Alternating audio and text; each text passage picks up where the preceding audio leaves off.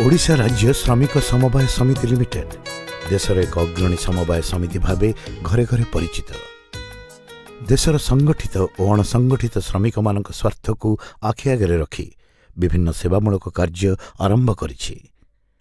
जीवन धारणर मान और आर्थिक उन्नति पाई प्रयास जारी रखिछि। सेमानंकर शिक्षा, स्वास्थ्य, खाद्य, वस्त्र, रोजगार भली अत्यावश्यक मौलिक सुविधा जोगाई आसुछि।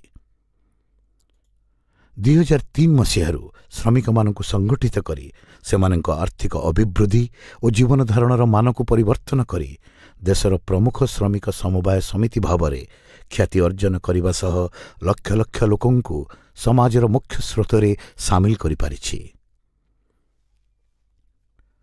समवाय समितिर सभ्य और सभ्यांक निमंते रिहाती रे अत्यावश्यक सामग्री जोगाई देवा सहित दुर्घटनार शिकार व्यक्ति को चिकित्सा सुविधा, पिलांकु उन्नत मानर इंग्राजी मीडियम स्कूल रे पाठ पढ़ा, दुर्घटना निधन व्यक्ति परिवार को मागणा राशन भली लोकाभिमुखी कार्य समितिर कार्यक्रमर अंशविशेष।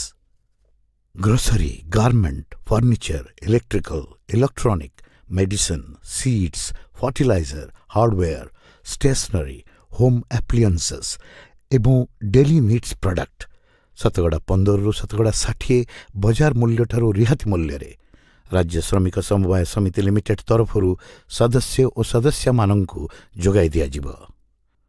5,000 ରୁ 1 लाख टंका पर्यंत दुर्घटना जनित चिकित्सा निमंते तुरंत आर्थिक सहायता जोगाई दिया जिवो। दुर्घटना क्षेत्र रे 1 मासरू ऊर्ध्व स्वास्थ्य केन्द्र रे चिकित्सित हेउथिबा बेले तांकु प्रति मास गोटे पैकेज खाद्य सामग्री मागणा मिलिबो।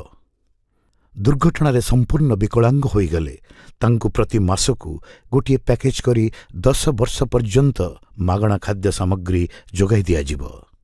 दुर्घटना रे मृत्यु होई गले तांकु प्रति मास गोटे पैकेज करी 10 वर्ष पर्यंत मध्य खाद्य सामग्री मागणा रे जोगाई दिया जिवा सहित मृत्युकालीन सहायता राशि 20,000 टंका पर्यंत जोगाई दिया जिवो। 50 वर्ष बयस सीमारू तलकु कौनसी सदस्य जदि जेकोसी रोग आक्रांत होई संपूर्ण विकलांग होई थांती तेबे तांकु जेउ सहायता दिया जिवो ताहा बोर्ड ऑफ डायरेक्टर द्वारा आलोचना करा जाई स्थिर करा जिवो। 50 वर्ष बयस सीमारू तलकु कौनसी सदस्य जदि जेकोसी रोग मृत्युवरण करती तेबे तांको